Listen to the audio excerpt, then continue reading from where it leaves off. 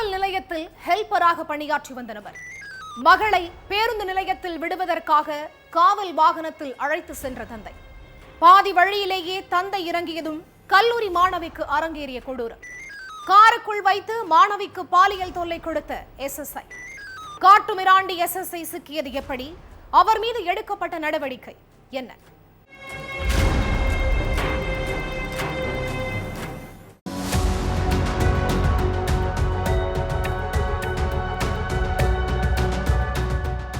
எப்போதும் துருதுருன்னு ஆக்டிவா இருக்கிற 19 வயது மாணவி திடீர்னு ரொம்ப சோர்வாவும் சோகமாவும் இருந்திருக்காங்க. என்னாச்சு, ஏதாவது பிரச்சனையான்னு மாணவியுடைய அம்மா கேட்டிருக்காங்க. ஆனா அதுக்கு அந்த மாணவி வாயவே திறக்கல.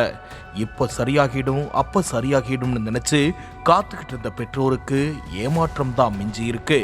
கிட்டத்தட்ட 10 நாளைக்கு மேலாகியும் மாணவி ஏதோ பித்து பிடிச்ச மாதிரியே இருந்ததால கொஞ்ச நாள் ஒரு சேஞ்சுக்கு பக்கத்துல உள்ள அவங்க அக்கா வீட்டுக்கு அனுப்பி வச்சாங்க பெற்றோர். மாணவிய சொந்தக்காரங்க வீட்டுக்கு அனுப்பி வச்சதுக்கு இன்னொரு காரணம் இருக்கு. அந்த மாணவிக்கு சின்ன வயசுல இருந்தே அவங்க அக்கானா ரொம்ப பிடிக்குமா. எது நடந்தாலும் அக்கா கிட்ட மறைக்காம சொல்லிடுவாங்களாம். அதனால நம்ம கிட்ட சொல்ல முடியாத விஷயமா இருந்தாலும் கண்டிப்பா அவ அக்கா கிட்ட சொல்லிடுவான்னு நினைச்சுதான் பெற்றோர் மகளை அனுப்பி வச்சிருக்காங்க. அங்க போன கொஞ்ச நாள்லேயே அவங்க நினைச்சது நடந்திருக்கு. தனக்கு நேர்ந்த கொடூரத்தை பத்தி அந்த மாணவி அவங்க அக்கா கிட்ட சொல்லியிருக்காங்க. அதுக்கப்புறம் தான் மாணவியுடைய மௌனத்துக்கான காரணமே தெரிய வந்திருக்கு. நாமக்கல் கொல்லிமலையை சேர்ந்த 19 வயது இளம்பெண் திண்டுக்கல்ல உள்ள பிரைவேட் காலேஜ்ல ஃபர்ஸ்ட் இயர் படிச்சிட்டு இருக்காங்க. இவங்க அப்பா வாழவந்தி நாடு காவல் நிலையத்துல ஹெல்பர் வேலை பார்த்துட்டு வராரு.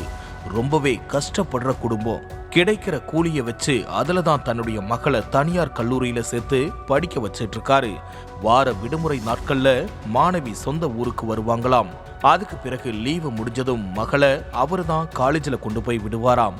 அதே போல வார விடுமுறை முடிஞ்சு மாணவி திண்டுக்கல் போறதுக்கு கிளம்பிட்டு இருந்த நேரத்துல காவல் நிலையத்துல எஸ்எஸ்ஐ மோகன் அவரை வீட்டுல விட சொல்லியிருக்காரு. அதனால மோகனை காவலர் வாகனத்துல கூப்பிட்டுட்டு கிளம்பி இருக்காரு.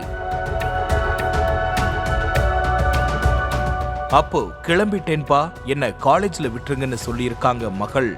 எஸ்எஸ்ஐ மோகன் வேற வீட்டுல விட சொல்லியிருக்காரே, என்ன பண்றதுன்னு தெரியாம முழிச்சிருக்காரு தந்தை.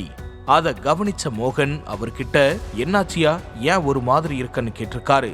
இல்லையா, என்னோட பொண்ணு திண்டுக்கல்ல உள்ள காலேஜ்ல படிக்கிறா, வார விடுமுறையில வீட்டுக்கு வருவா, லீவு முடிஞ்சதும் நான் தான் கூப்பிட்டு போய் விடுவேன், அதான் ஃபோன் பண்ணி கூப்பிடுறான்னு சொல்லியிருக்காரு.